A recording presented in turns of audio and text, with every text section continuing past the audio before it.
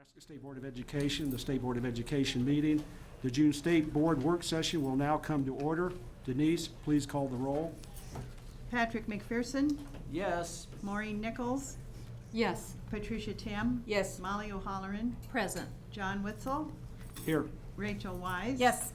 Patsy Ko-Johns, Lisa Fricke. Here. Commissioner Bloomstead. Present. 7 present, 1 absent. Thank you, Denise. Thank you very much. Information regarding the Open Meetings Act is posted on the east wall of this room on the south side of the door. Live web streaming will be available through the State Board of Education website. I'd like to remind board members to engage their microphones before speaking and to turn them off when they are done speaking. And please turn off your cell phones at this time. Thank you very much. Commissioners report. Commissioner Bloomstead. Yeah, thanks. And first, as just kind of normal routine business, the consent agenda is posted. You have a pink slip if you want to propose to pull something off, or if you need some additional discussion, go ahead and fill out that pink slip and put it in front of Scott, and we'll make that a change for tomorrow's meeting. Second on my list is the rules update, and you have attached within the agenda the various rules that are awaiting approval. Number one, we do have one that's actually awaiting repeal, Rule 9, and we're in that process right now. And then several rules still in front of the governor. Rule 71, Rule 72. I can make my screen scroll here. If that makes sense. Rule 23 and Rule 24 are all actually still waiting for approval at the governor's office. I will tell you. There's quite a bit of conversation around how rules processes work with the governor's office, even some conversations certainly among the legislature, thinking about what types of rules, what types of restrictions they might have in various processes with rules. I'm trying to work pretty closely with the Governor's Policy Research Office, and our team is as well, about what that structure is, so we can actually hopefully expedite the approval process on those various rules, and we'll continue to do that work with the Attorney General's office as well. So anyway, that's what I have on that front. I don't know if Ryan has any. Ryan does have something for you, so I'll have him come up and report on that. I want to share with you some NASB, National Association of State Boards of Education, activity. That new member institute is taking place in the DC area this weekend, and I know that Rachel is preparing to leave for the awards selection committee to chair that. As the chair-elect of that organization, Patsy's absence is related to NASB as well, and Patsy was accepted to NASB's Leading for Equity and Excellence project, and that's a nationwide effort where individuals were selected based on application, and she was selected to represent Nebraska in that as well. And so I think that's an exciting effort where your board is represented there. Also, in addition to those awards, other business that's taking place there is nominations committee, and so look forward to information coming from NASB out of that awards process and the nominations process. I don't know how quickly that happens after the weekend, but hopefully we'll know some things soon. If I could just add to that, Ryan, the awards committee actually already met via teleconference. Tomorrow is the new member institute and doing a presentation there, and then the full board starts to meet Friday night and Saturday, and I believe Scott will be there as well because he's president of the Attorneys Association in COSIA as a part of that process. So that's what's happening this weekend.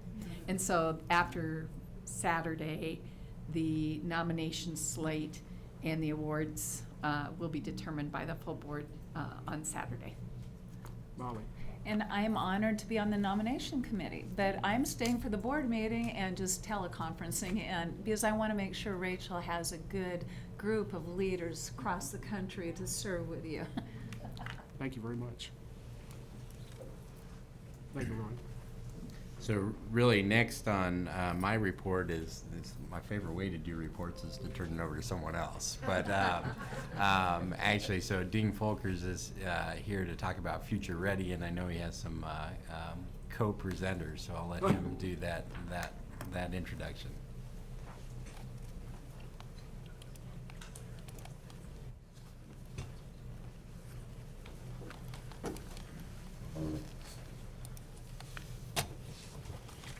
Yes, greetings. Thank you. Yesterday I had a significant case of laryngitis, and so today is just a little bit better, but it's still a built-in excuse so you don't have to listen to me for very long. And I can turn it over to people with knowledge, wisdom, and experience. But wanted to share with all of you kind of an update of Future Ready Nebraska. Some of you are familiar, I think, with the notion of what we've been trying to do over the past year. But wanted to kind of see or share with you kind of latest and how this all ties together. So it was a year and a half ago that the state board, you all adopted the strategic vision and direction for the state of Nebraska and the education system. Then there was also a board policy that was revised around digital learning. And so that created an opportunity to help coalesce and pull some pieces together around this space of personalized digital learning in Nebraska. At the same time, there was a whole bunch of other pieces that were starting to happen. One was our LR 264 study, which identified the $100 million we spend a year on software and licenses, the 650,000 hours that we spend each year sending us data, those kinds of numbers. That stimulated a plan to think through how can we better coordinate some of these efforts. And so the whole focus of the efforts around Future Ready Nebraska were really to bring together the stakeholders from around the state that had initiatives, efforts, and activities that were going on, little pieces of the puzzle, if you will, and put them all together underneath a framework known as Future Ready. Future Ready is a national framework. Future Ready Schools is a national framework that is sort of supported by the Alliance for Excellent Education. And so that's the piece of this puzzle that we tied to, and we sort of modified it, if you will, and used it as the framework for us to coordinate the connection of all of the amazing work that was going on in Nebraska. We listed at one point about 47 different initiatives and activities happening in Nebraska that were touching digital learning, ed technology, some aspect of those pieces of the puzzle. And so through our efforts, tried to bring all of those organizations and efforts together to help put forth what is the collective plan for Nebraska that we then can utilize a better strategic, efficient way for us to achieve and realize that vision. So this presentation is in the Spark meetings, so you can see the number of the different pieces. Ultimately, the work then created this opportunity for the council to meet with representatives from across the state and all of the different organizations. And they've been literally meeting for a year to pull together all of the different information and priorities to work together as a council to put forth what we're now calling Future Ready Nebraska's plan. And so having an opportunity to have some of the members of that council here today to share their piece of the puzzle and their perspective, it was a part of what we wanted to accomplish through these particular efforts. I mentioned the position statement that was revised from the virtual education to the digital education. It really laid the foundation for the Future Ready framework and for this Future Ready Nebraska work to begin. So let me share with you, or actually go ahead and stop having you listen to my crazy voice and turn it over to Rob from Omaha Public Schools to kind of share with you some of the elements of Future Ready from the national level, because he was one of the actual thought leaders engaged in creating the national framework. And so it was awesome to have him as a part of our council. Sure. Thanks, Dean. So at the national level, what's great about this framework is participation from states and districts can really happen at different levels. You take a look at Wisconsin and Ohio. there's a deep integration from the national down to the state level at both of those states. And if you take, for example, what we're looking at here in Nebraska, we're making it our own. There's not as much engagement, but it's not needed. We've got a lot of initiatives moving forward that already align with the framework, and it is what it is. It's a great bucket. There are institutes across the nation that happen every year. I anticipate one will happen in Omaha here in the next couple of years. That will be great. But what's so amazing about this framework is all of that was practitioner-based. There's nothing driven from a political or legislative level on this. And so what I love about this is each area of the framework in which I was a thought leader in the IT strand and participated in creating that content, I worked with some of my peers from across the nation to do that.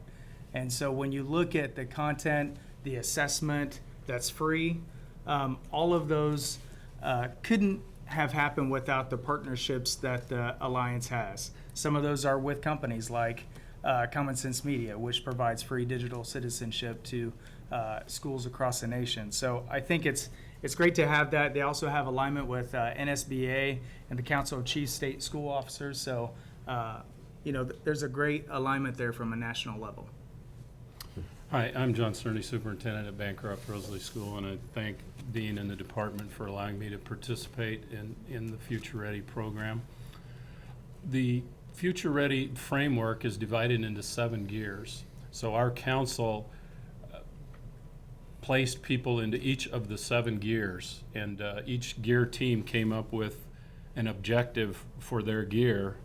For personalized professional learning, they wanted to provide opportunities for educators and leaders to deepen their future-ready knowledge.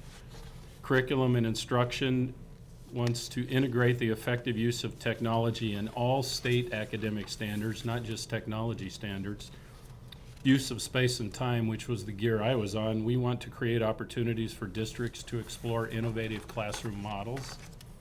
In the budget, they want to identify opportunities to reduce costs for technology procurement.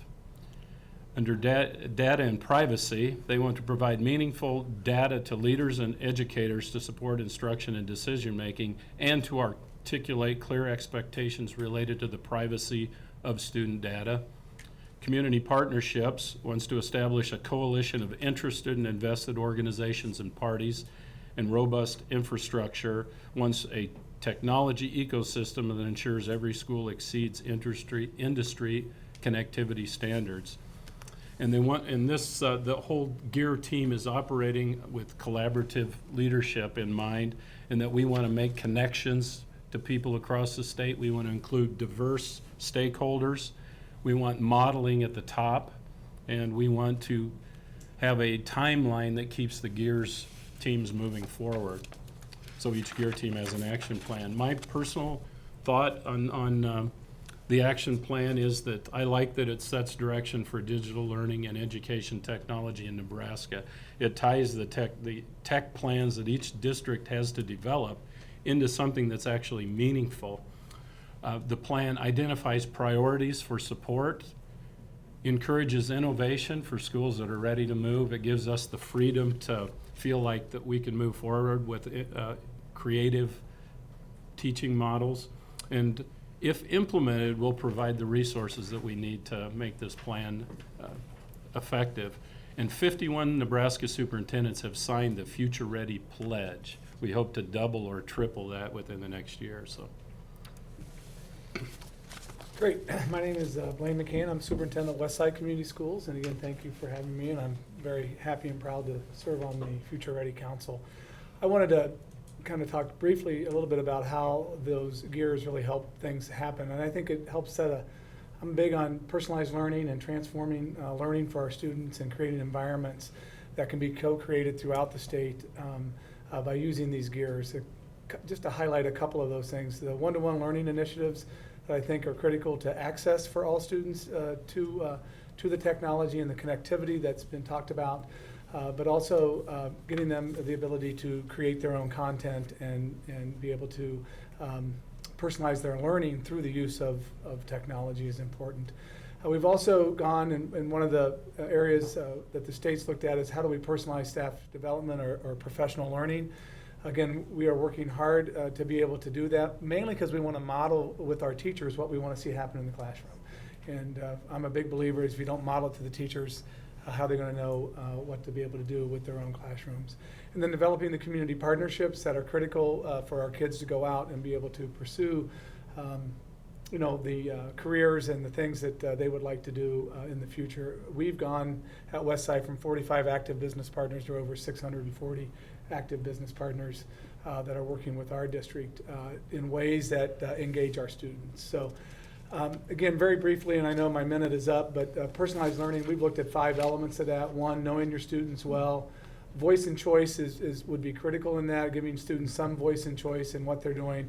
And I think that goes back to that CTE piece of career and technical education. And we started at a young age of beginning to get kids to explore, through their talents and strengths and those type of things. 3 is flexibility of space, flexibility of groups, but more importantly, that flexibility of mindset, really helping our kids understand that they can accomplish their goals, especially those that are disadvantaged.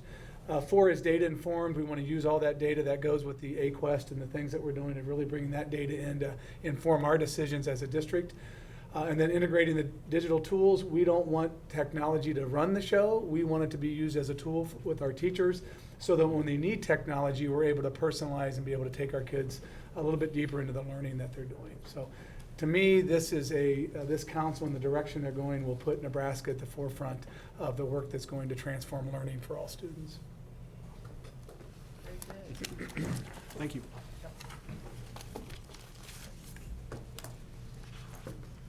So we also have a couple of technology leaders that we wanted to share and some librarians as additional partners before we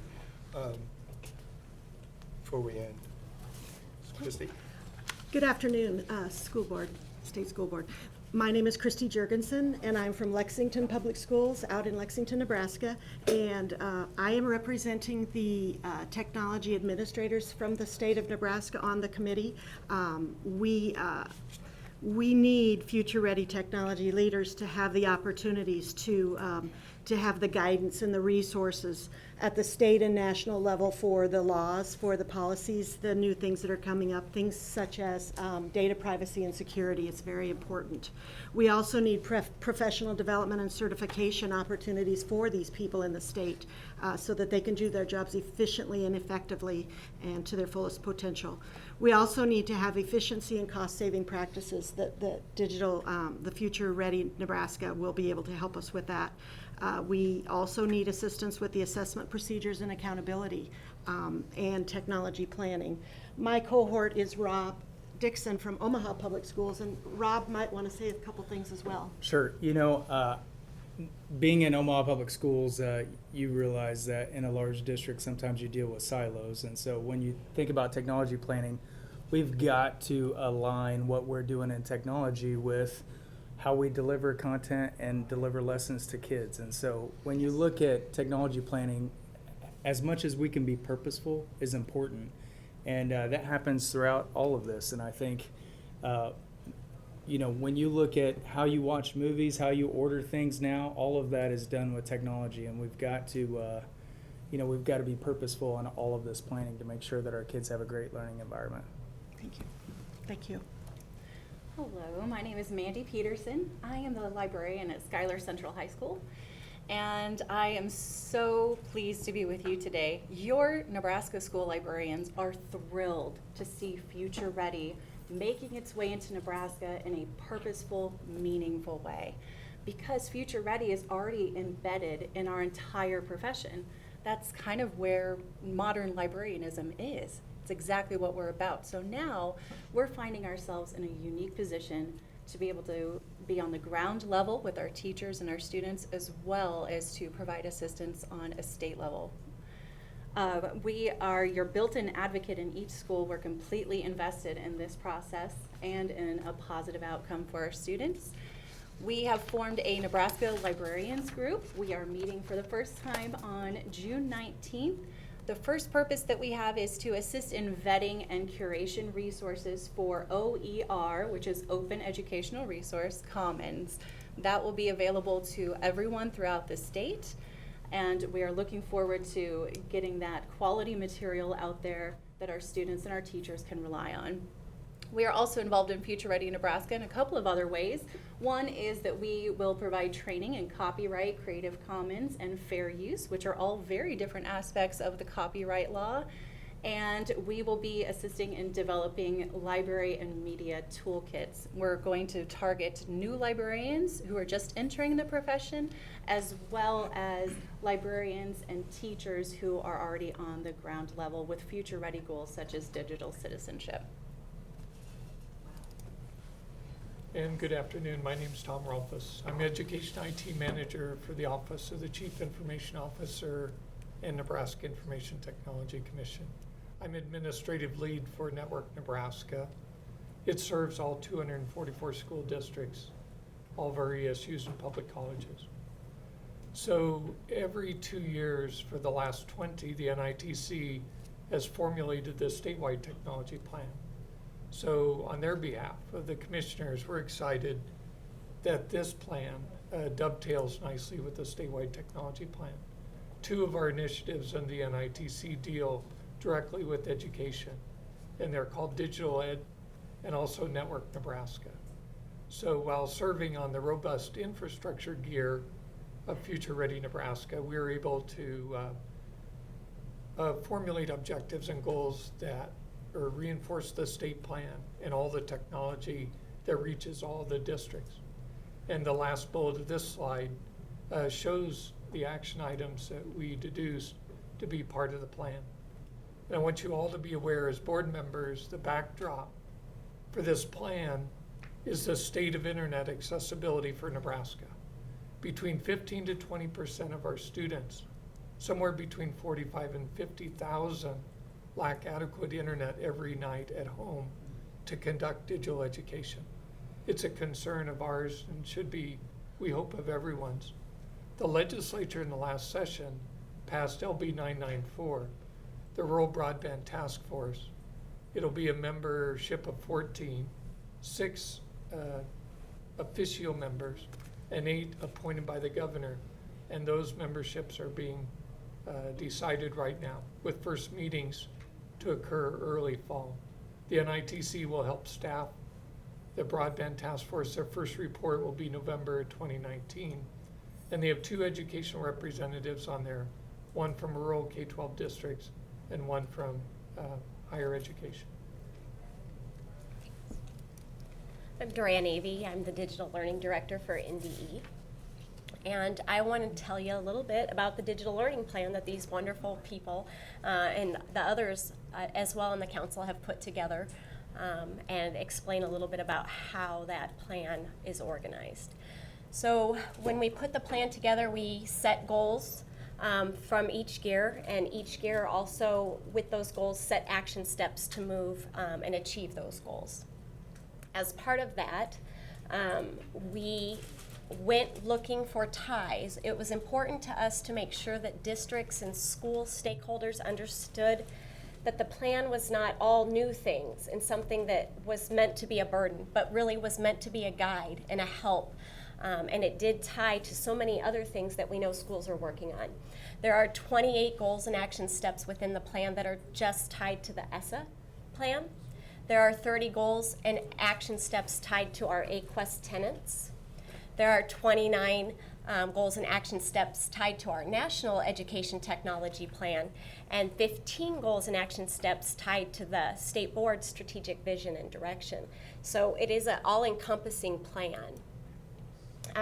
When we built the plan, we shared lots of data for the development of it. We used the LR 264 study, the EBA evidence-based analysis data from the AQuest tenants, the data from the 2016-2017 district technology submitted plans, the state board's vision and direction as well, and then of course the 2017 National Education Tech Plan.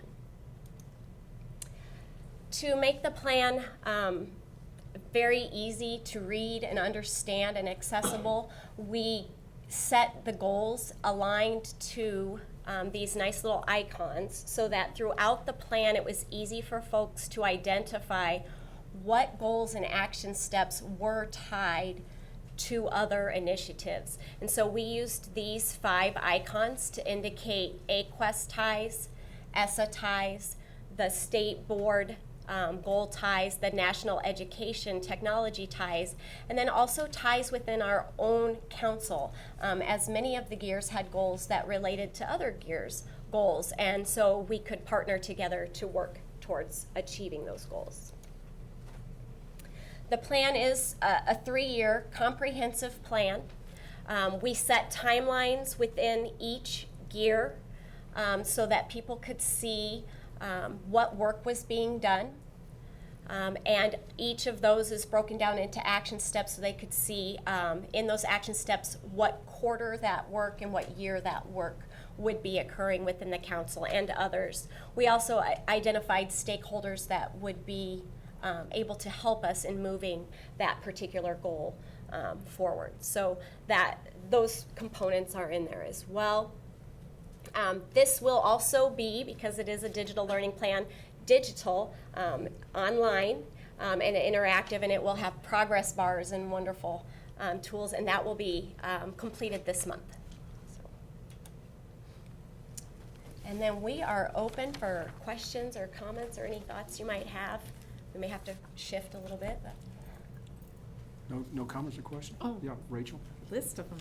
Yeah, thank you so very much for being here and for sharing the input on Future Ready and where you're at. I've got a couple of questions, and one I'm going to pick on kind of comes from that concept of cost-saving practices and statewide efficiencies.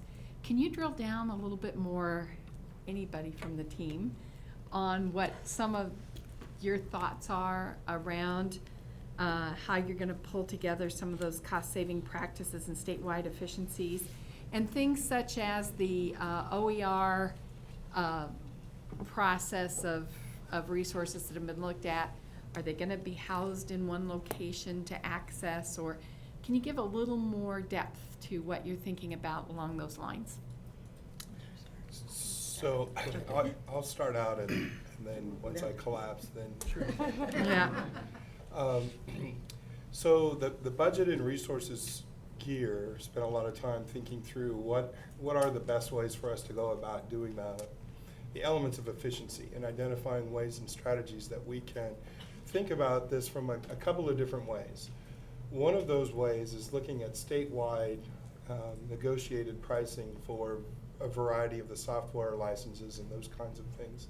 How is it that we could better leverage our state as a whole to provide the low-cost pricing instead of having 244 districts all negotiating their own price and going through their own procurement? The second piece of that is looking at what are the open source kinds of resources that exist. So things like our advisor program and the data model around EdFi is an example of an EdFi or an open source implementation that doesn't cost year-to-year licensing, but it creates an opportunity for us then to support the ongoing elements of that. And so we're looking at what other open source resources that we can utilize from a no license fee perspective.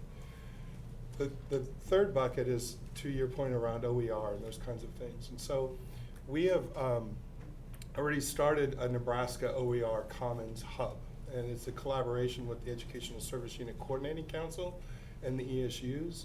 And that's our sort of one-stop shop, if you will, for managing and supporting and organizing the open education resources. Collaborating with Corey Epler and his project on the quality instructional materials work so that we can ensure the quality of those instructional materials is also in alignment with the standards and all of the other pieces that we know help to support strong instructional supports as a part of that work. So those are sort of three of the bigger buckets that we kind of focused on that drill down. A big part of that is also capturing elements of the data in a more real-time way of what's actually happening right now, what are the priority software resources and licensing as a part of that work. So Rob, I don't know if you're going to throw in. I think, you know, ESUs play a huge role in this when you look at how if I have common practice and common platforms together, as a state, you create some incredible efficiency. So we're looking at partnerships with creating some learning management activities that could be in a system that would be provided. You mix that in with some integration of OER, and if I could give now a common practice for a teacher of how they would deliver, then ESUs would have those learning opportunities across the state. Right, and I guess that's where some states have and some districts have done, but some states have done around a digital repository as part of that process, where there's really that one-stop shop in the content arena around a digital repository. And I guess that's my question is, how far along the line towards a digital repository are we that really gets to that one-stop shop that you can see in some other states from a content perspective? So I'm going to give you a high-level answer and then have Dorian fill in the gaps. But we started with our OER Commons, which is the one-stop digital repository approach for open education resources. We started that last November was when we kicked that off. And so we've been working through, it's not something where you can just like turn it on and say, oh, here it is and everything's there. There's a whole bunch of learning that has to occur, and so that's what we've been experiencing the past 4 or 5 months. Part of the roadmap itself is really sort of populating, vetting the thousands and thousands of content items that are there, and before we sort of open it up and let things go. But I think the timeline is this fall for a soft launch. But that's just OER. I mean, have you looked at, because in some cases, states have done a statewide purchase of content that would be of value to reduce the cost. I mean, there's OER on this side, but there's also some content that sometimes is licenses purchased. So it's important to note that the OER Commons is essentially a hub that we've co-purchased with ESUCC that enables OER content, but it also enables the other content that's purchased. Potentially to be there, okay. And so it's all there in Okay. one particular place. There's other things that we can do for microsites and some other kinds of things that help limit access to those more copyrighted purchased items. And we're continuing to look at that. But what we've got is our sort of base that we've started with, and targeting that 2019 state board goal of having a statewide digital repository is in line and intact. Along those lines of repository then, is I'm a huge fan of Overdrive and use Overdrive through the public library system. Have we made any attempts or any processes towards a statewide Overdrive process for K-12 education that, I mean, really aligns with the work that public libraries have done in that arena? That's work that the Future Ready librarians will be looking at. The Nebraska Library Commission does have a member on that group, and our first meeting will be in June, as was mentioned. And at that time, that we'll be exploring lots of cooperative projects that we can do around building resources for all K-12 schools and students. One last question, then I'll be done. It's kind of well, it's my list. And that is, you indicated, I think it's on page 11 in the report, you talked about, I think a priority, if I read the chart correctly, was Rule 10. And we're just having that discussion right now at the board level around Rule 10 as well. How do you envision the work of transforming Rule 10 to align with some of the work that you're doing? What are some of the suggestions you would have for us as board members to be thinking about as we start that work around Rule 10 that would interface with? So I'll chime in on this. Commissioner Bloomstead has heard me talk about this. So in Omaha Public Schools, we have Omaha Virtual School.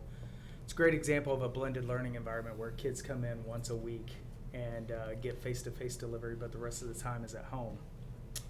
One of the challenges is seat time. You know, how do you calculate that?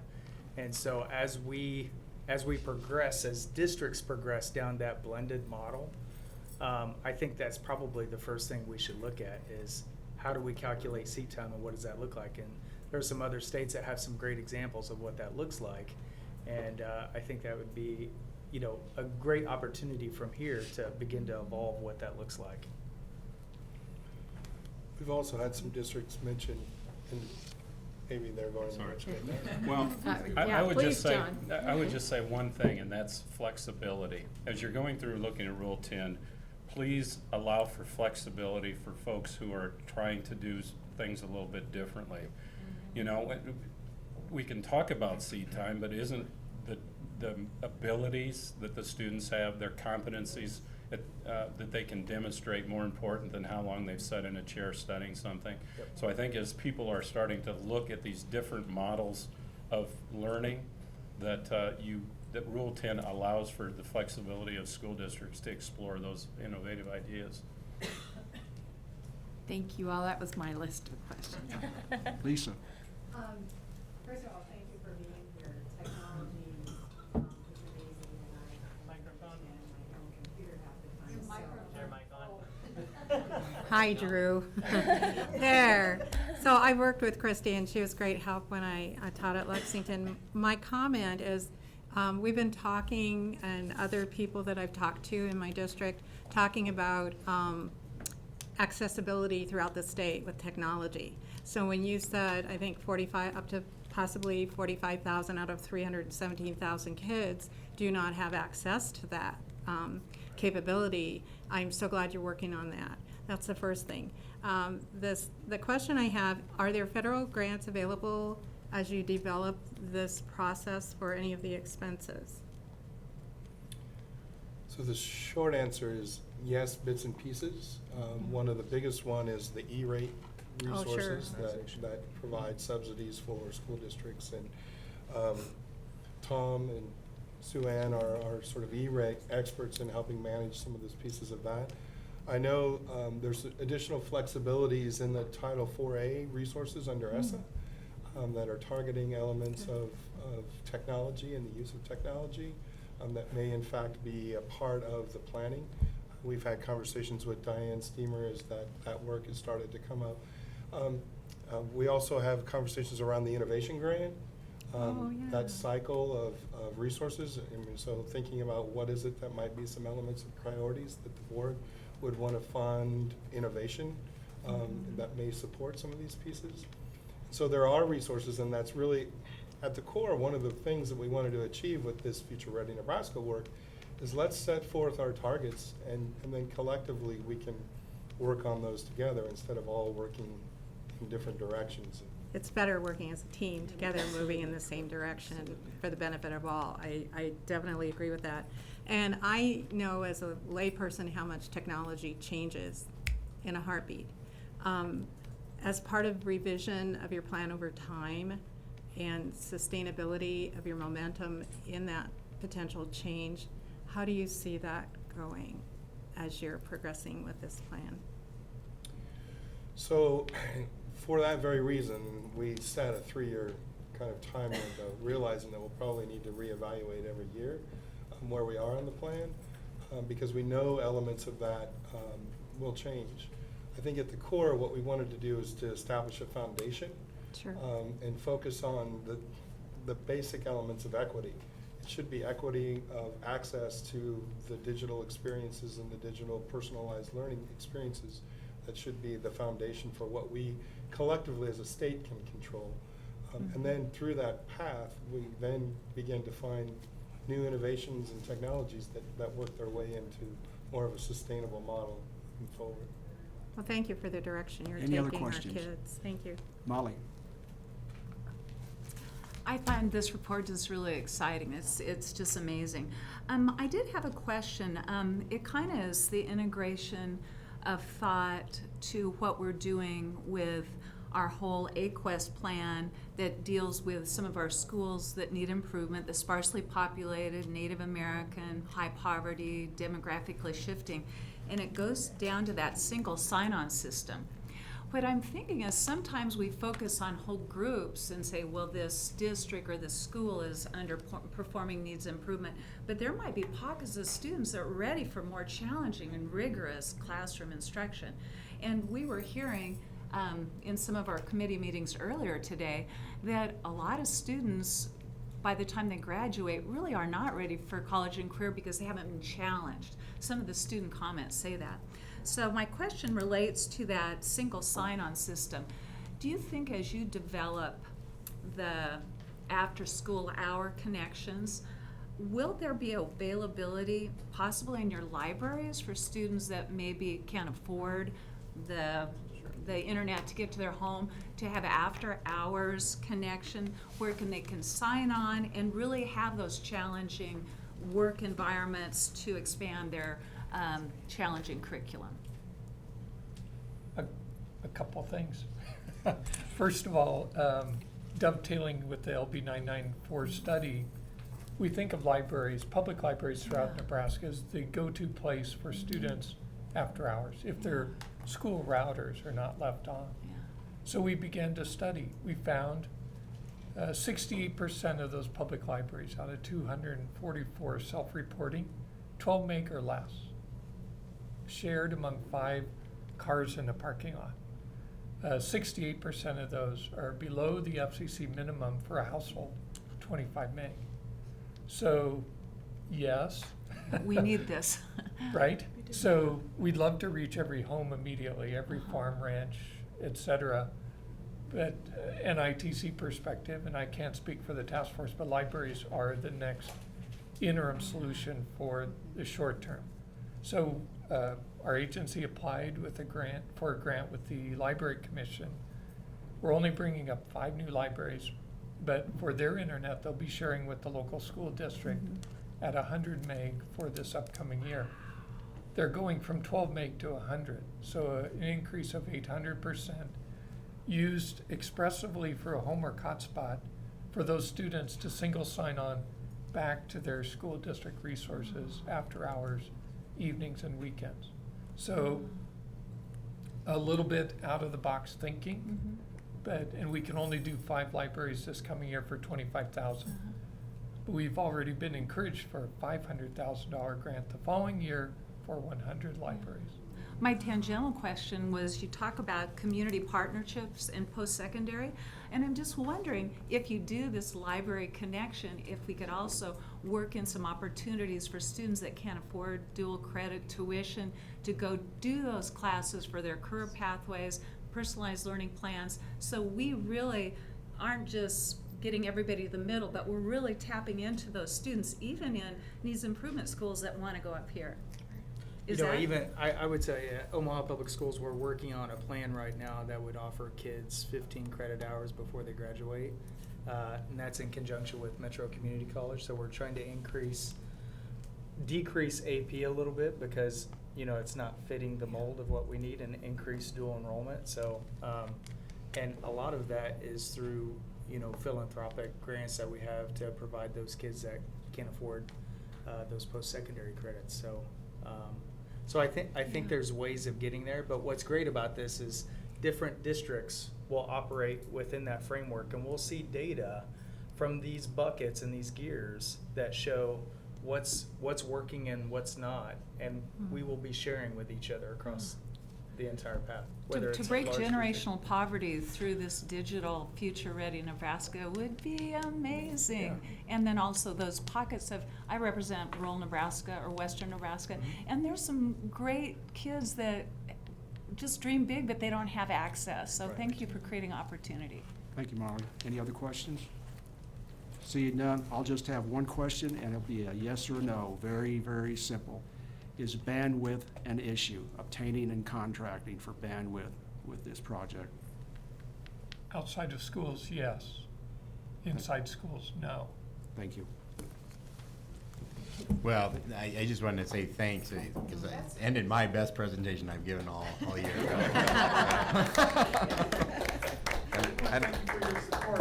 Thank you. Yeah, you bet. We appreciate it.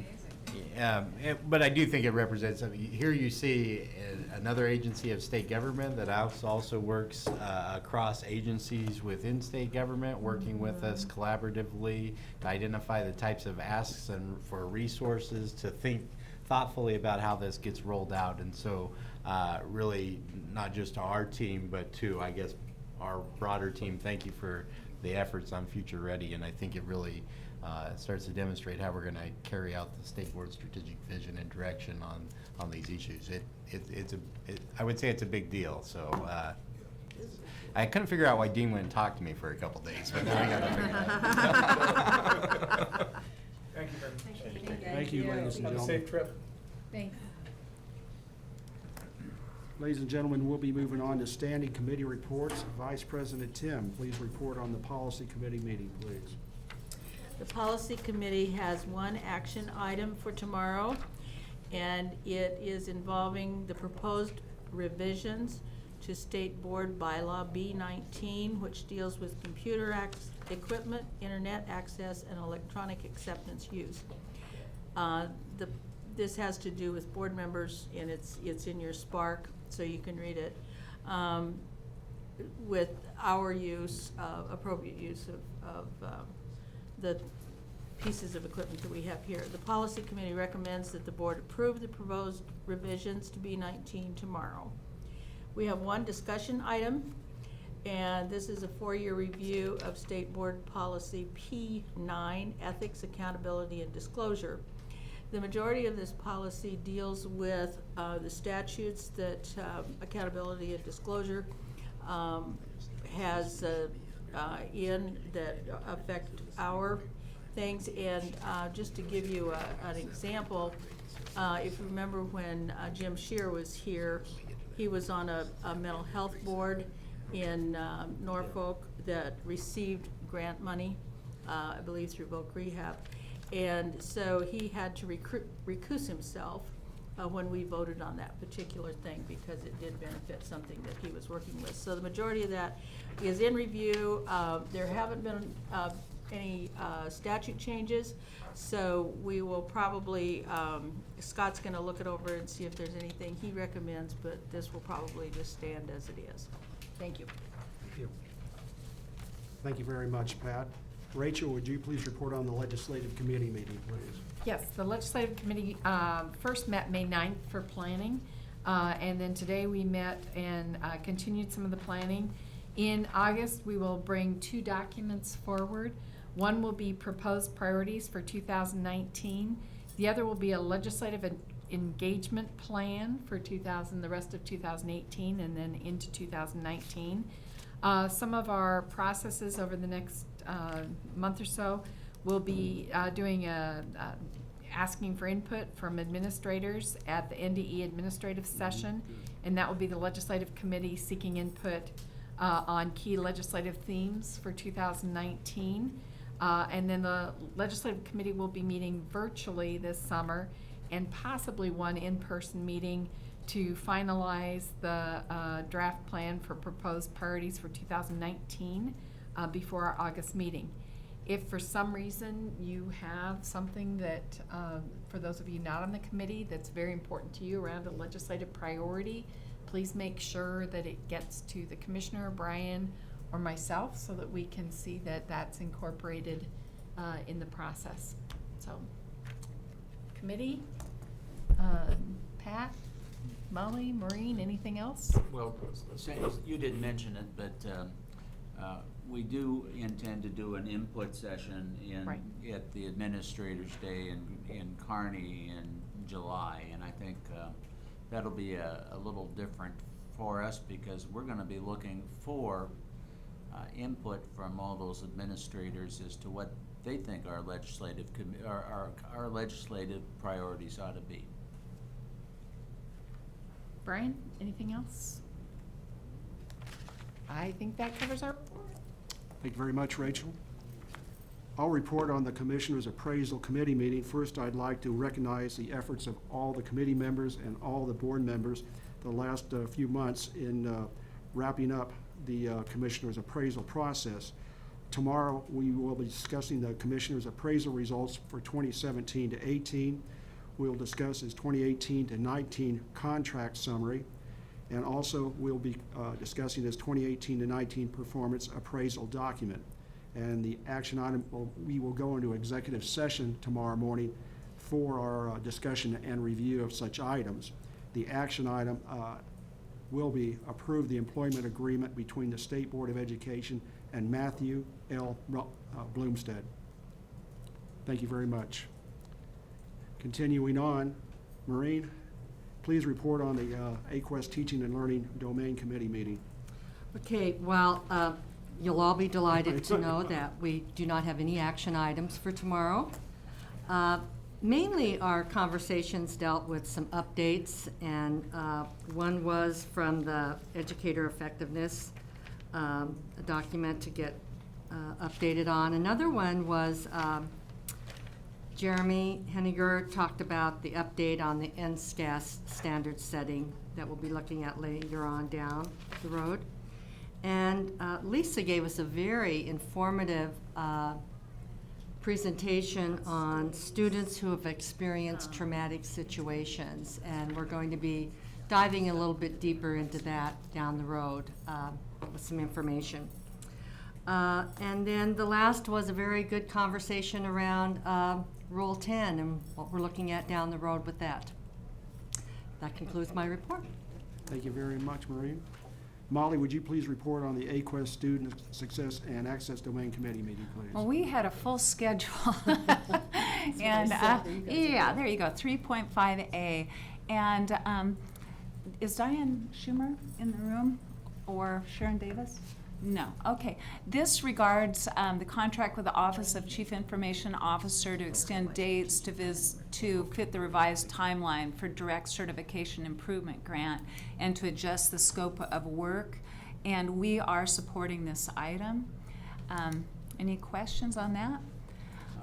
Yes, comments? Yeah, I don't think the commissioner was in the meeting at this point, but, you know, this contract was delayed by a month and a half initially, and then it was decided at some point that we needed to expand the number of training sessions that we were going to do. I just think for FYI's sake that the board should be informed when we have contracts where we have delays in performance, or where we expect that we're going to add additional costs, and whether that comes back to the particular committee that approved it or not, I do think it's important that we're aware of those contracts where we anticipate changes or there's been a delay in performance. Let's move to 3.5B. And this one deals with the commissioner having the authority to fund planning region team systems of support grant and the provision of federally required IDEA Part C duties. And Greg and Cole did a good job presenting this. Any comments from my my members on the board that are on my committee?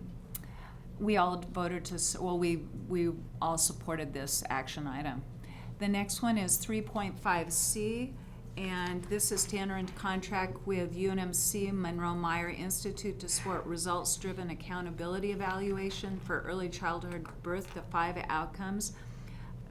We found this very interesting, all of them really, pretty much, but this 35C, Teresa Berube, did I say that right? Berube? It was really interesting just to see how investment in this early childhood birth to 5 can create positive outcomes that save money in the long run and also intervene and provide support for those students. And we were in support of this. And then 3.5D action item. This has to deal with granting the commissioner authority to contract the embassy suites for the multiple tiered system of support training. And we asked for more information on the history of the event and the rationale from the contract from Amy Rohn. And Amy, do you want to come up for a moment and just visit a little bit with the rest of the team? I don't know if you're all real familiar with MTSS training, but it's doubled in its interest. Well, we're anticipating a double. Last year, our venue that we held the annual conference, it was our first annual conference, held 400 people. We reached capacity and actually turned 95 people away. This year we're looking to contract with the Embassy Suites because we are looking to hold 800 educators across Nebraska. Already, people have sought out to do that attendance register, and so we are anticipating the full 800. Last year, we did have our first annual conference through a third-party vendor. This year, we are planning it all through the Department of Education in partnership with the University of Nebraska-Lincoln. So it'll be exciting, and it will be nice to have it here in Lincoln at the Embassy Suites. Any questions for Amy? One thing that I really liked about your presentation was the conversation about multi-tiered systems of support being understood and available for all 244 districts. And as we've seen in recent school security and safety disturbances, these multi-tiered systems of support is very important, not just for our special ed students, but for our student population in general. Thank you very much. And the committee also recommends supporting this item. 3.5E is regarding the item, let me get to D, is regarding item to grant Commissioner authority to contract with the ESU 10 for the statewide ATP loan pool. And it's really kind of interesting. Tobias Orr was our presenter on 3.5D, and on 3.5E, and we had some kind of interesting conversations with him about how these ATVs align not only with adult partnership with assistive technology, but the contract with the ESU 10, so it's statewide. Any questions on 3.5E? All right, let's move to 3.5F. This action item is to fund adult education and family literacy grants, and we recommend supporting this item. And we're really lucky to have Tate Lauer. He did some interesting presentations on this. Any questions?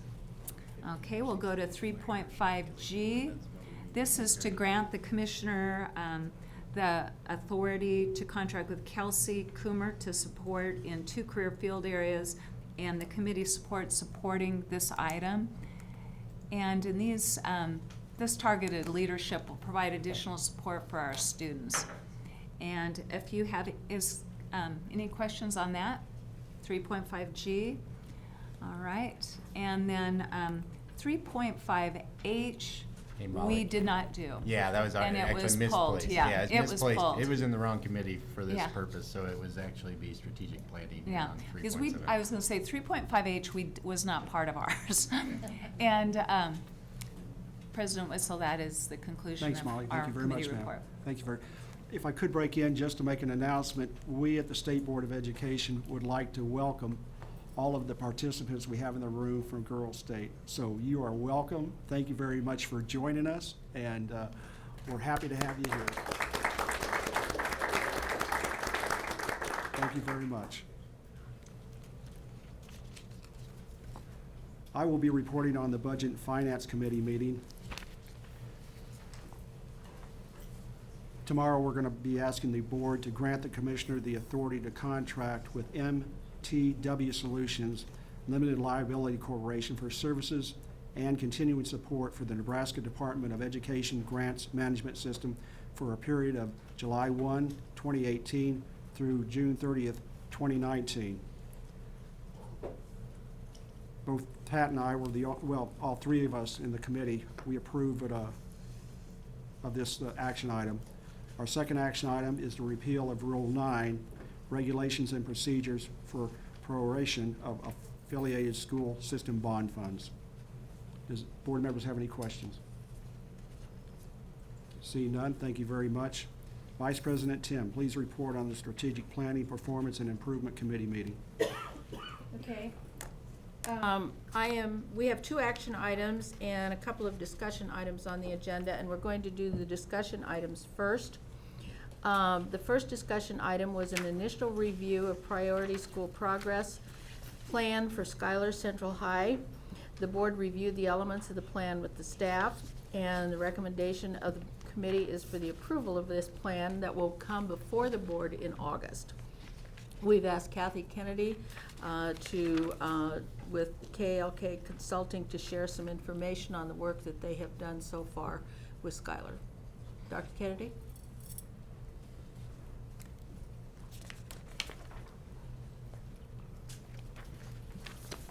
Good afternoon, board members. It's a delight to come in front of you and talk about the work that we have begun at Schuyler Central High School with a lot of partnerships, and I think you're going to be really impressed with the work that your ESU 7 is doing, as well as the partnership with the Department of Education and the specialists that are working side by side with the folks at Schuyler Central High School, and they're very excited about that.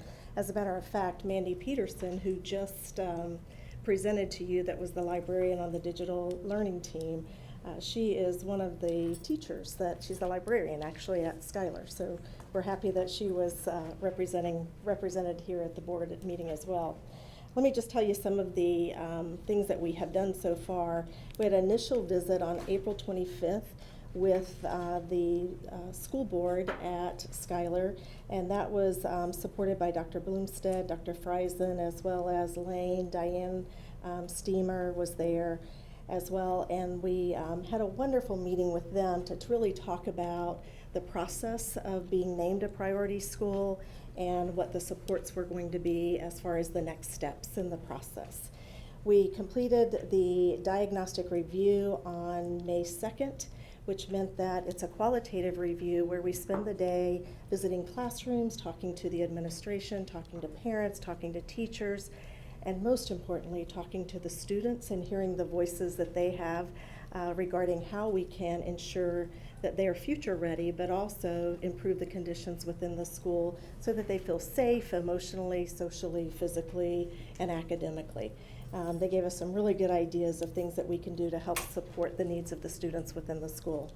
That meeting, the qualitative review, the diagnostic review, Russ, Diane, and Lane were also a part of that. So it's just wonderful to see the support system that NDE is bringing to these priority schools, in addition to providing some support through consulting services. In addition to that, on May 4th, I participated in several telephone calls with ESU 7, as well as the Teaching and Learning Department at Schuyler, to get some additional information to inform the qualitative review. On May 9th, which was just a quick turnaround, we went back and talked to them about we shared the findings with them, with the leadership team. Mr. Steve Grammer, the principal, actually brought his instructional leadership team to that meeting to hear the executive summary of the qualitative review, and the teachers, as well as some of the parents that were on that team, and a board member was there as well. They were very supportive of the findings, and you could see the head nods in the room. So we were excited that we were seeing the same kinds of things that they were seeing within the building. On May 22nd, there were about 15 NDE members, team members, that attended the progress plan development, priority school progress plan development, along with ESU representatives, along with staff members, and the leadership team of the school. So we had about 35 people in the room that were working to develop this priority school progress plan. It's the best partnership that I personally have ever been a part of, and I think that you'll see that reflected in the priority schools plan that you have a draft of in your board documents. In addition to that, after we put all that together, we presented that out on May 22nd to the entire team that was there, got some input from people to see if we were making sure that we were on the right track with goals and strategies. I took that back with the help of my colleagues here, and we sent that back to the school on May 29th in a draft form to get just their final input. And then we're presenting that draft we presented that to the committee this morning. It's also in your documents that I hope you'll please take a look at and give us any inputs that you would like for us to ensure that we include in that plan. And then we hope that we will seek approval for that on August 4th when you meet as a board. Thank you. Are there any questions from any board members?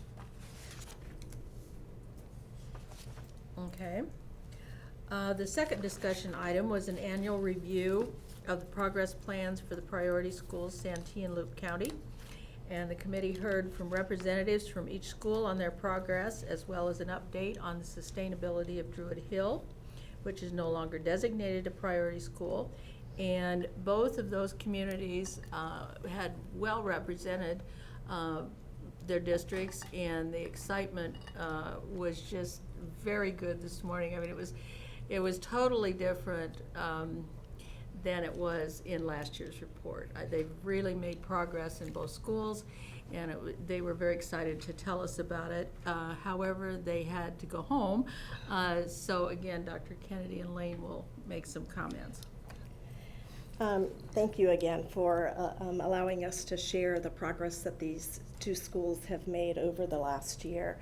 As you know, the priority plan is divided into 3 sections. There's a section for the school, there's a section for the Board of Education, and there's a section for the superintendent.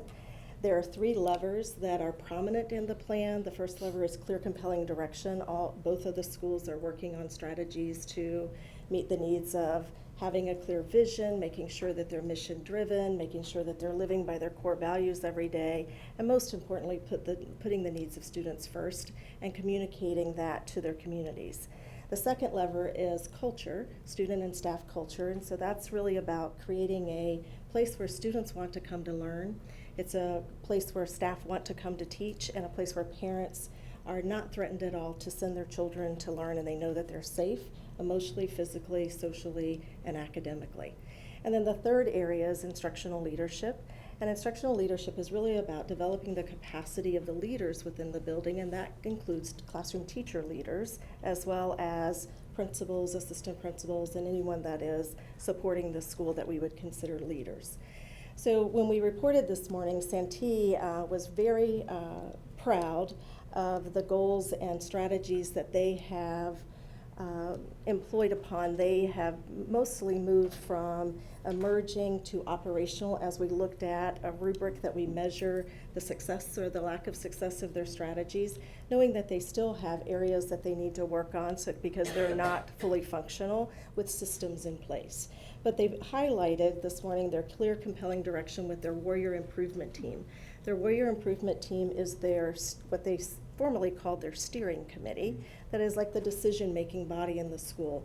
And their goal is to empower not only the leadership team to make decisions, but also teachers, other staff members, as well as students and parents that serve on that team.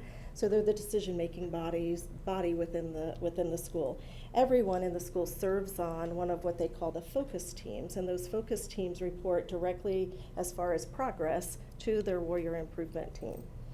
Another area that they highlighted this morning was their pride in celebrating the Dakota culture and some of the opportunities that they have for students to sing the flag song every morning, to participate in saging ceremonies, as well as involving tribal entities within the school as guest speakers and getting advice on how they can best support the community and the needs of the community.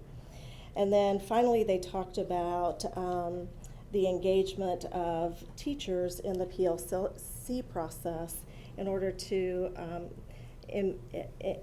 increase the knowledge of teachers as well as their effectiveness in the classroom. They're doing that through PLCs. And they're meeting at least once a month through their PLCs, and then they have two additional 30-minute sessions that those PLCs meet to talk mostly about curriculum, instruction, and assessment, which is a totally different view for the teachers at Santee, and they're really embracing it and talking more about standards and how those standards can be cross-curricular versus just in one class or that students aren't making connections with. Dr. Bloomstead and Dr. Friesen have been very involved with the board as well as the leadership team at Santee, and the Santee leaders certainly appreciate the support that is provided from this board as well as the leaders of your departments. Where they're going in the future, they're going to be working on CTE, with their refocus. So it was interesting today to hear some of the processes that are in place that we certainly need to build capacity at Santee as well. They'll go through the revision process next year in hopes to improve their career and college and career opportunities for students. They also are involved, going to be working with Amy Rohn and the presentation a little bit of the presentation that you just heard with the MTSS process. Amy is real excited to partner with them. She's been partnered with them for about 6 months now, but we will build more of that partnership with accountability within the new school year. ESU 1 will be a huge part of that process as well. With training for Tier 1, Tier 2, and Tier 3 support, with mostly a focus with MTSS on Tier 2 and Tier 3. We're trying really hard through the PLCs to work on that universal access for students. And then they're also going to continue to work on collective efficacy around a common instructional language within the building, which, as you can imagine, with a large turnover in teacher population, it's very hard when you start over year after year after year with instructional strategies. So they're going to create an onboarding process to ensure that new teachers know the way of Santee as far as instruction is concerned, which is real exciting. This is going to be teacher-led, so we're excited about hearing the onboarding processes, not only for teachers, but also for students. Thank you. That's our Santee one. Do you want me to do Loop next? Do you have any questions? Anybody? Patrick? Well, I may be out of order here. I see part of our contract is with, on Druid Hill, there's a piece there. And I know we've removed that from our priority list, but my question is, what objective metrics have we had to confirm that should have been removed, or what metrics will we have in the future to prove that we made a good decision by removing Druid Hill? Should I turn that to you? Well, I can start. Okay. So just back in the middle of May, and I think it was May 10th, if I remember right, we ended up going, and I ended up going and visiting at Druid Hill's kind of request to see some of the progress. And Superintendent Evans was also at that particular meeting, actually demonstrated, and this is since we've essentially been out of Druid Hill, right? That they continue to do the type of work that fits our theory of action, and I think that part of it is impressive. I mean, I watched where Druid Hill was at before, and it's a very different place. And I know a lot of people go, well, how could that possibly be? Well, the processes in which we started down that path were there. You can look at the data on achievement. You can look at, I think the data on referrals to the office around discipline dropped by tenfold relative to how time was being spent in that particular building, and how students' time and teachers' time and the principal's time even was being spent. So there's a lot of that data, and I think your solid point, I actually think as we talk about moving schools off of priority lists, it's changed, and I think maybe I don't want to steal Lane's thunder because that's part of Lane's presentation a little bit. But it's changed. Remember, we were limited to 3. One of the things I would say that was my concern at the point in time when we're making recommendations, we wanted to make sure that we were paying attention to Druid Hill, but we could only have up to 3. If we hadn't made that choice at that moment in time about Druid Hill, I wouldn't be able to be in Schuyler, working in Schuyler right now. So that was the pressure we were under. So I actually really appreciate the legislative change and this board's push to say maybe we need a little different process. I don't want to leave any place that needs ongoing support and help, and I think that's part of our challenge. But when we look at the data behind Druid Hill and you look at the data behind Loop County, we're probably not at that point with Santee yet to look at all of the data and say it's moving, and that's why we make recommendations that's not yet there.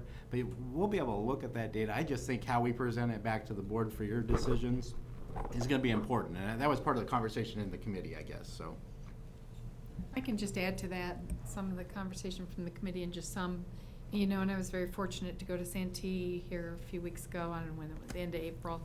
And I think one of the things that as we move forward and talk about metrics, as you mentioned metrics, there are multiple metrics to think about.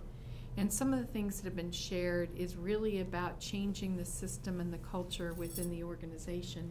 And some of the discussion, and things that I heard were things about the improvement of attendance and decreasing chronic absenteeism. Just that measure can be significant. You may not see significant gains in some of the academic areas, but if you start to look at different types of metrics, as you mentioned, the decrease in some of the referrals and behavioral aspects, those are important metrics. And I do think that's one of the things we talked about the committee is starting to move forward with kind of a page at a glance or whatever it might be that summarizes these really systems change processes that are happening, but then also that quantify some of those changes as well, so that we can see both aspects of that. Well, I think that's important, but, as a board member, I haven't really seen those metrics. And I think it's important for us all be able to see those metrics that we're making these decisions on, to see, whether it's just the committee or not. I would, as a board member, would like to see that. Certainly. Actually, as I kind of left the committee today, I said, maybe, and I'm going to think about it. We've sometimes used that committee to be able to have the conversations in that background. In many ways, we'll kind of revisit that, because I think it would have been really helpful to have the presentation from the school for the full board in this case, and we're still learning. I'm just gonna, flat out say it. We're still learning about how to best handle those priority school processes, because it's an emotional process, even at that. We're trying to build the partnerships with the schools and build the relationships and build that level of trust. And not that you as a state board are scary, but any public process, when you put folks in front of a public process, it's a little scary. And we're trying to build relationships as part of that. But so I actually think there are things we need to do better on that for your purposes, and how we think about improving that kind of information, and not just your purposes, but the purposes outside of here, relative to how we report that data. I will tell you, I really feel like we are accomplishing the right things in the schools that we're working on. And it's new, and it's different, and it's change, and not everyone necessarily always likes change, but if we're, just like you told me earlier today, Patrick, we're going to accomplish the state board strategic vision and direction without making those types of changes, without doing some things that maybe are different than what we've done before, because it's going to be necessary. And now we just have to prove it up, and I think that's appropriate too. I'm not trying to be critical, but I think some kind of a objective report card, we talk report cards all the time, something that the board, something that's transparent that we can all see is important. Particularly, we're not just talking about 3 priority schools now. We're going to be talking about 33 or 35, or actually we should be talking about 85 needs improvement schools, and how we do that. deal with those schools Certainly. as a result of what we've learned from the priority schools. I agree. Thank you. Oh, I'm sorry. It's on.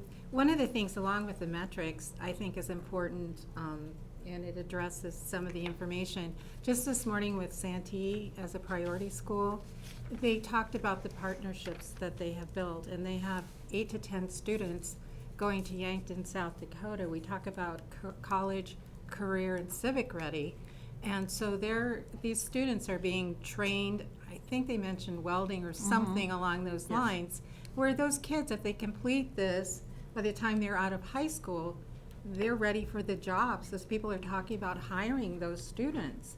And so not only the metrics, but some of the wonderful accomplishments that these students are gaining so that they are successful in an area of their choice. Yes, right. So I think that metrics plus the other wonderful. Right. And I just, I'm sorry. Go ahead.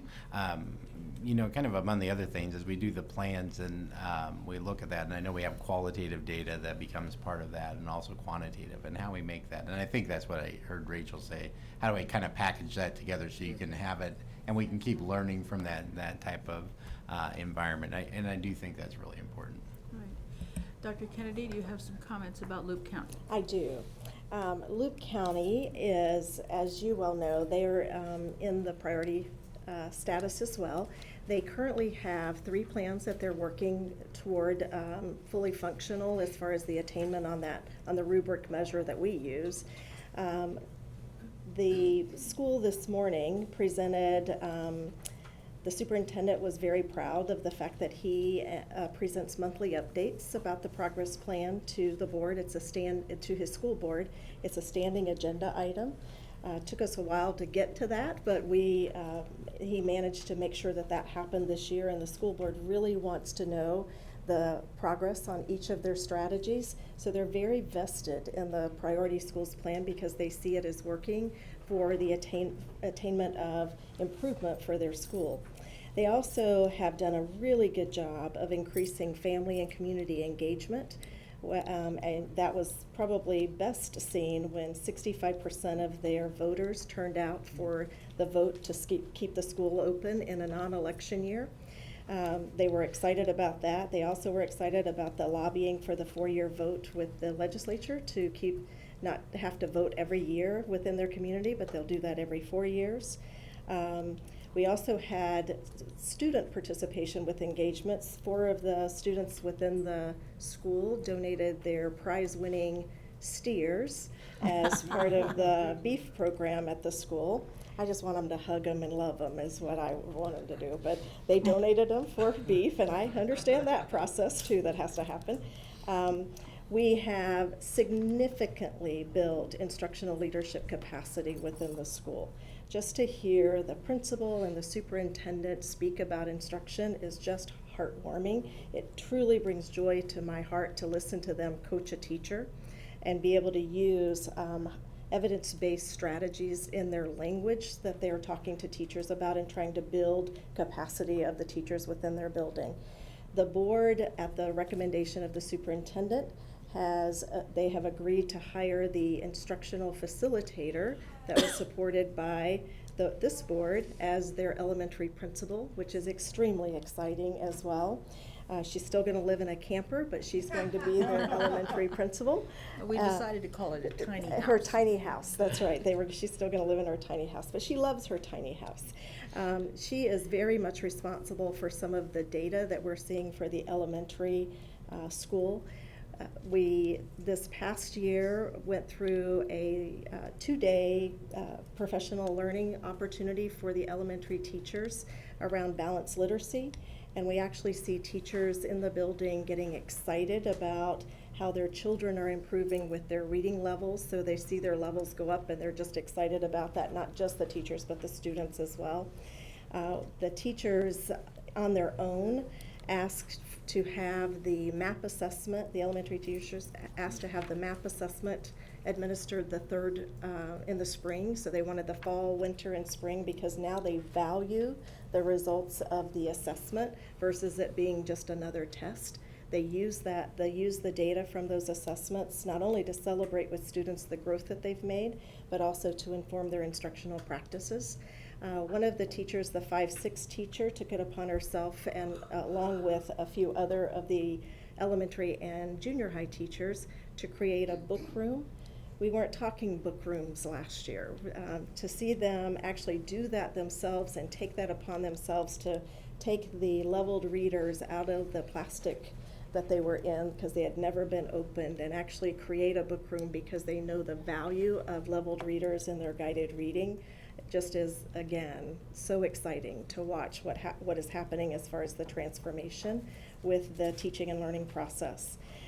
We also have a hyperlink on the Loop County Public Schools website where you can see their progress, and others can see that as well. Their artifacts are there with the work that they've done, and I think there was Molly, I think you suggested maybe there would be a link on the Nebraska website as well, so that folks can see what the priority schools are engaged with the best practices. Highlights of where they're going to move for next year. We're going to decrease the support of my company there, so my consultant that is working with them will reduce her services. I'll be the one that serves them 1 day a month. We're going to increase the services of the ESU as well as NDE supports within the building. So your content specialist will be working with them as well as Mary Ronan with the MTSS process. We also are going to ensure that we have high expectations for rigorous coursework. It's just really heartwarming to hear children ask for harder work and higher expectations from our teachers. So we're going to increase the rigor that is there through coursework as well as available college level courses, dual credit courses, as well as distance learning classes. We're going to move to creating 5-year academic plans for the students whenever they are 8th graders so that we know what their coursework needs to be, so we'll be prepared as adults to ensure that they're able to be on the pathways that they choose. Of course, that will change when you're an 8th grader to a 10th grader, but we want to be at least ready for some of the processes that they'll be engaged in. High school students also ask for additional ACT prep. They want support with preparing for the ACT, so we're going to be prepared to provide those supports for them. And we'll work through the revision process at Loop County as well next year. So it's just an exciting place to be. They are a delightful group of people to work with within their community as well as within the school, and I thank you very much for supporting me in the process of getting to know these great people. Thank you. Maureen? Just clarification. Just a point of clarification. So the one principal was doing both high school and Yes, ma'am. elementary. And now you are having a separate elementary Yes, ma'am. principal. She'll do K-6, and then the principal, the secondary principal will be 7 through 12, and the athletic director. Okay. Molly? Yes. I'm so glad you just happened to be here when Future Ready Nebraska I was know, making how a perfect was presentation. that? So my question to you, has KLK Consulting considered partnering with Future Ready We would Nebraska? love to. Did we that would kind of love cross to. your mind? Absolutely, because I was thinking future ready student, we're identifying that at both Yeah. of our places, so that would be awesome. And it kind of involves Lane too, because in fact, with Future Ready, you answer those students that say, we want more challenging curriculum. We want to go to Girls State someday. We want to be part of this. That's right. So if possibly we could create a partnership with our Absolutely. priority schools, Future Ready Nebraska, and provide individual personalized That would be wonderful. learning plans for those students to reach out and do a digital opportunity. It might just fit in with your plans. And even through the revision process, I think that would work Career beautifully. Pathways Industry Yes. Certification. Yes. And if you do that, please put best practices on the NDE hyperlink with your priority You schools bet. so other schools can see how Future Ready Nebraska works. That would be great. Thank you for what you're doing, though. It's exciting to see you. these priority schools stories, and I'd love to share those best practices. Thank you. Tim, John? is that it? Yes, we will talk about our action items after we take our break. We will be taking a 10-minute break. So again, welcome to our Girls State. Look forward to meeting with each of you. Thank you. Thank you.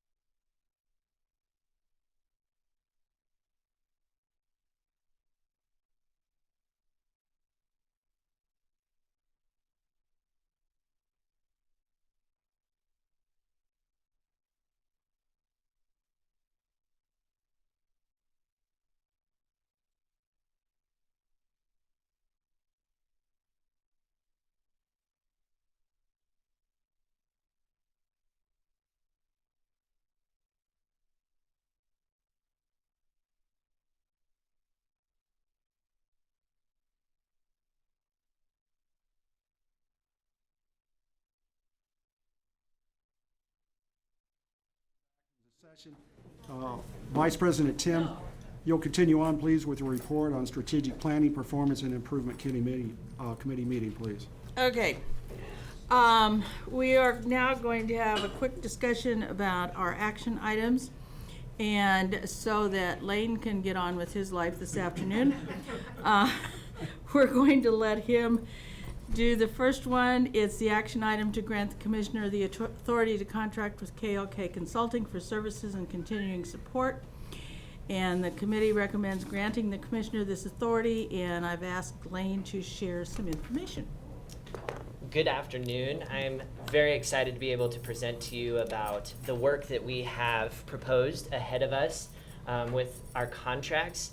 But I do want to make sure that you heard what Dr. Kennedy was saying, which is that the contracts that we are moving forward with or requesting authority for represent only a fraction of the work that is actually taking place, that the department is working with our schools. I think you heard that the revision process is going to be taking place in all 3 of our priority schools.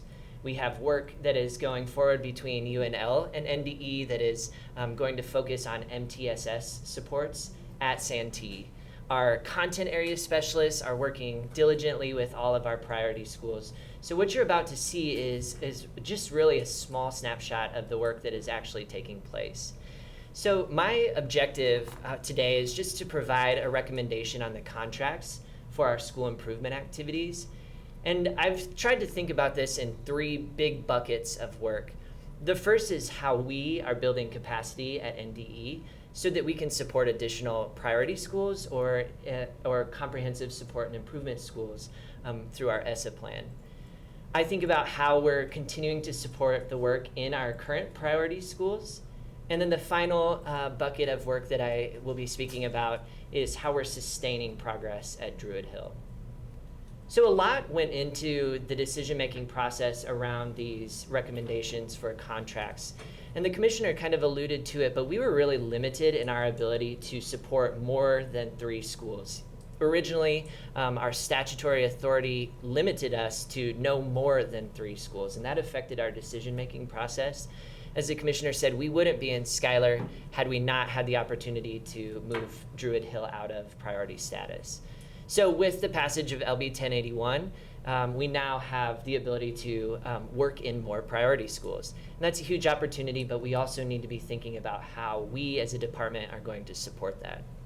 So that was something that was in my mind as I reviewed these contracts.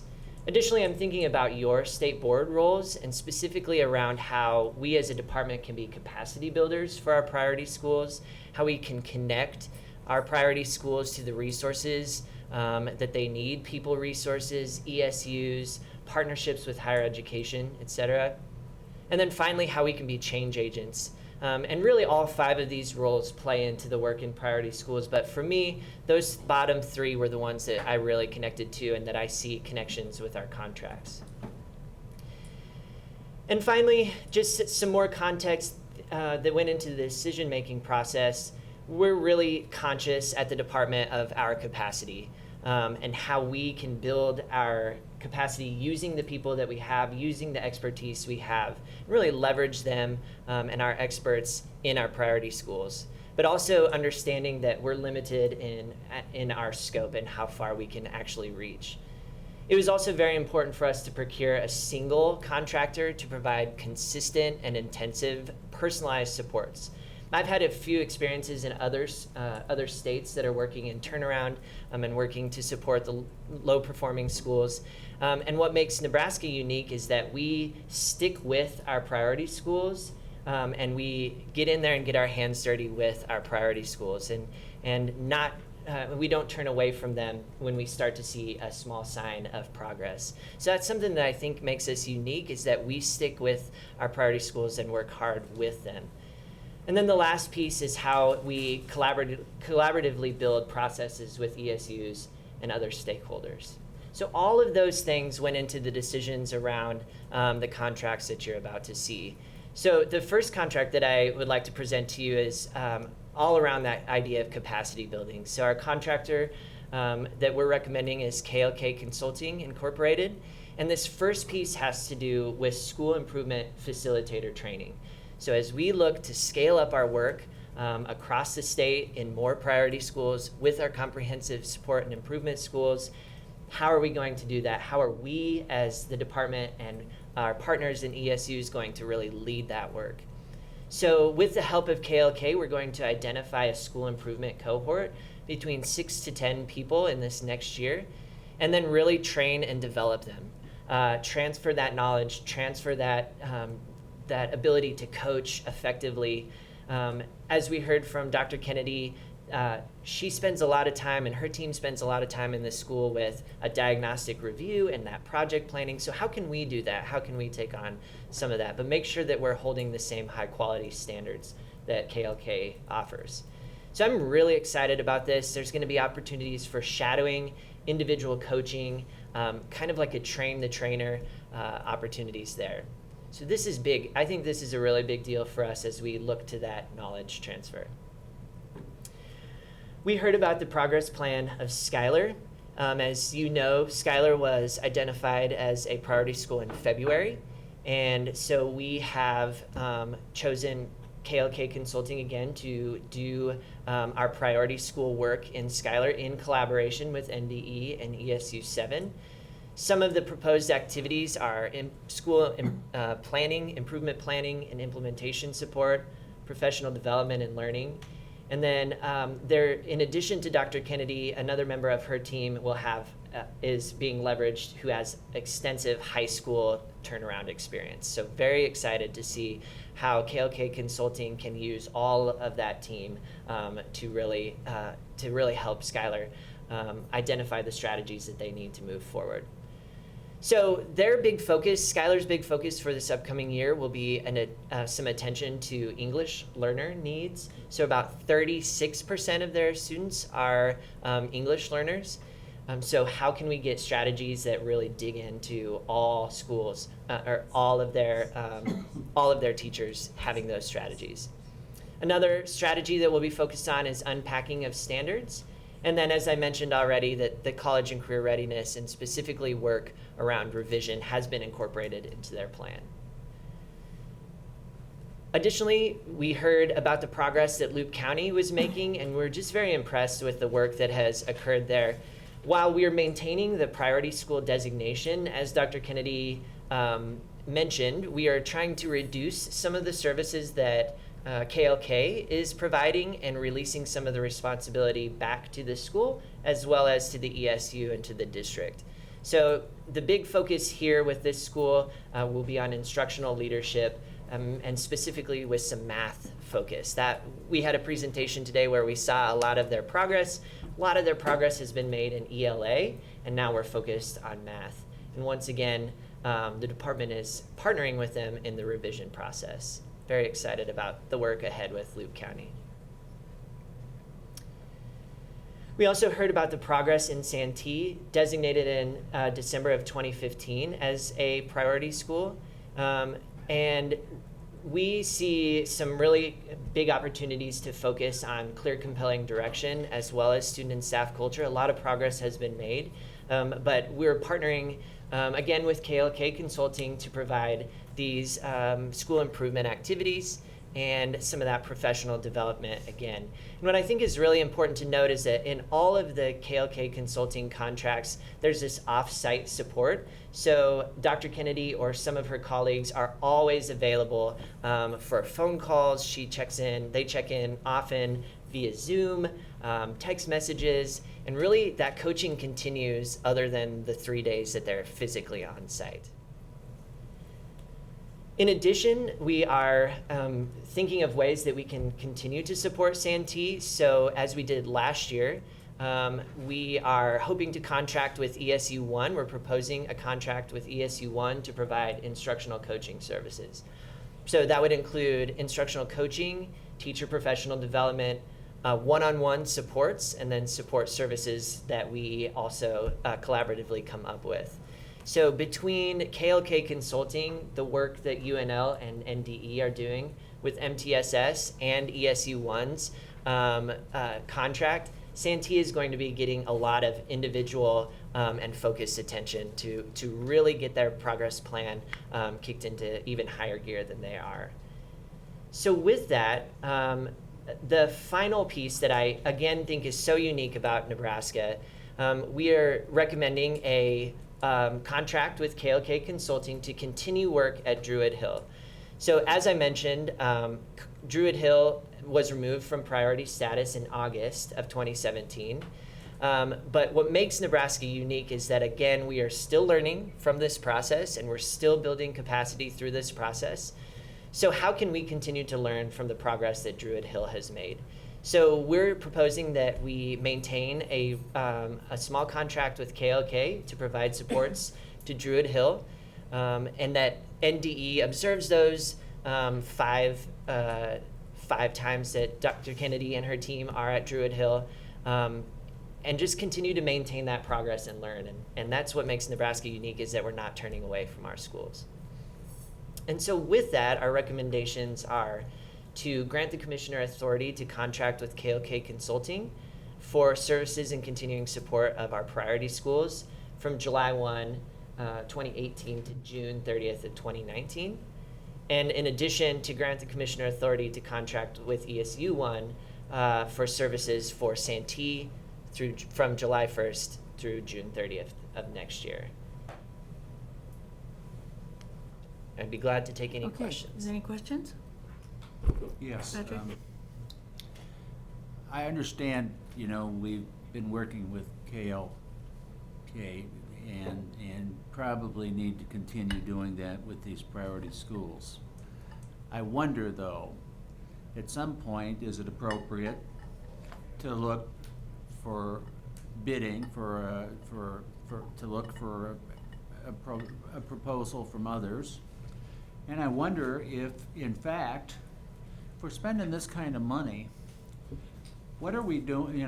Could the department spend this money internally with its own staff or added staff, particularly in view of the fact that we're going to be we can't afford to do this with 33 other schools or 85 needs improvement schools in the future. What is the department actually learning, and what are their skills developing to continue to do this? And I guess I'll vote for the contract, but I guess I just think it's important that we think about those processes as we go forward. And I'd be interested in your input. Yeah, and I'll try to answer some, and Lane can certainly add to it. In fact, even part of the contracts that we're asking for now are with that very notion in mind, right? That a lot of the work that we have going on with KLK and with the expansiveness, I think, as we kind of learn through that priority school process, we know, and I especially know now that the ESSA plan's approved. By the way, thanks in large part to Lane for doing that work. Yeah, he didn't take that applause yet, but we will. But the reality for us is thinking about how we do that from a capacity standpoint. We have a fairly fixed number of resources internally. I look at what our abilities are, and I've been asked in the past by ESUs, why didn't you just contract with us to do this work to start with, right? And I worked with ESUs, and I have many friends in our ESUs. ESUs are pulled in a lot of different directions. If we're going to exercise our change agent role and be in places, we have to actually function differently than things have functioned before. ESUs can be in a tough spot because they actually are relying on those districts to approve their kind of budget and how they do core services. We're in a different role. So we're actually trying to learn through this particular process how we build that capacity. The department, in order to provide leadership and direction on this, has to be, I guess, maybe intentional, just like the things we're talking about in those schools. Be intentional about the types of changes that we're making. We actually don't have the capacity at the department currently necessarily to do all this work. We're hoping to build that capacity, certainly, to be able to continue to do that. One thing I credit Dr. Friesen for, we had a lot of conversations in the agency around the difference between school improvement and continuous improvement. And I think the best way that I can place this is some places don't don't necessarily even have the capacity to do continuous improvement, because that would assume a level of capacity that they could do that work on their own. And I think what we've seen with Dr. Kennedy's work, with KLK's work, and then our leveraging point for all of these different things, it's become clear that building that capacity is part of our strategy, but it's also going to take us a bit of that time. So that's why I think it's important right now we kind of are able to keep moving forward with this. Rachel just left in the middle. I know she's got another, she's got to go catch a plane. She has to catch a plane. Molly? I'm talking to one of you two over there. I just wanted to bring up something about the advantage of using MLK Consulting. I really do believe that the action today, when she was saying I'm stepping back from this situation and more of the local school district is assuming these responsibilities, it gave me an indicator that she's empowering, not just enabling while she's there. We saw with No Chill Left Behind, a lot of the turnaround schools failed after the intervening group came in. But I've really tried to pay attention and listen when she talks about creating sustainable practices that will be dynamic. So I hope I'm understanding that right. But I do believe she wants to be out of a job in Nebraska when she can get our priority schools in a format that's replicable. And I hope that we keep her on, especially till Future Nebraska and KLK Consulting can incorporate some of the digital outreach to our students in need improvement schools, and not just in the priority schools, because I want to see replication of best practices. And I don't know if you've had a chance to look at the artifacts, but we picked them for a reason. And I really do think that this consulting company is doing a good job with our priority schools. Can That's I just? that's my 2 cents. I'll add one more thing, just because Loup County has an example of that, right? So in addition to the capacity that we build at the agency, it's important that the school districts are building capacity, that the ESUs are building capacity. And I'm really proud of Loup County. I mean, here we hired through our worked with ESU 10 to be able to hire someone out of Grand Island to go in and work with it. They recognized the need, their board recognized they did not have enough instructional leadership hired on. So they decided to add capacity as a result of this particular work. That's going to make a real difference in their school. I mean, and I their board, I just am so pleased with the way that they took ownership in that plan, and and see how they do that. But they realized, hey, look, we aren't going to accomplish what we need to accomplish and move ourselves out of this priority status eventually without having our capacity to do that work. They own that responsibility. And it really, I'm very proud of that, I think. And so part of it is our capacity is getting built, school districts are getting built, ESUs are getting built, and that's part of the intentional process overall. Maureen? I would just like to add on to that, Dr. Blumstead, the fact that you look at a small community like Taylor, Nebraska, who doesn't want to fold up, and if their school district folds up, the community dries up. And so I believe that school board came to realize with the staff, and I mean the school community partnership, they realized we've got to step up here if we want to keep our town thriving, which it is a nice little town. Yeah. Question though, not comment. Blaine, I'm a little bit confused about Schuyler, because earlier we were saying, oh, the English language learners were like 95%, and then I Googled it and it said it was 70.9%, but I thought you just said it was 36%, Right. so I'm a little confused. Yeah, sorry for that confusion. So it is about 85% Hispanic and Latino students, and then of that population, of the entire population of the school, about 35 to 40% are English learners. Okay. And so the demographically shifting designation doesn't just mean the English language learners. It also means the people that may be very mobile. That's right. Okay, that was just a clarification I wanted to make. Sure, I understood. Anyone else? Okay. Thanks, Lee. We've enjoyed your company this afternoon. Thanks. Okay, we have one last action item in strategic planning. This is, it's time to approve the accreditation for schools with Rule 10. And the list of schools is attached in Spark. And the committee recommends approving accreditation of these schools. And Kim, do you have anything you want to add? Not unless there are any questions. Okay, does anyone have any questions? All right, I'm finished. Thank you, Patricia. Thank you very much, ma'am. We'll move on now to board reports, dates, discussion items. Thank you very much for submitting your monthly report. Board member reports are linked in Spark, and I encourage you to review each member's report. Tomorrow, we will vote on requests to approve attendance at meetings that took place in the past and were not previously approved. There were 4 meeting approval requests. The requests for future meeting attendance travel for board members are linked to Spark meetings. If you have any additional travel requests to be approved, please complete the state board travel request form in your board folder and submit them to Laura and Ryan before tomorrow, please. Tomorrow, we will approve the board request for meeting attendance. With that, the monthly board travel expense report is attached in Spark meetings for your review. The regularly scheduled meeting of the State Board of Education will reconvene tomorrow morning at 9 a.m. in this room. Thank you very much. Thank you, ma'am.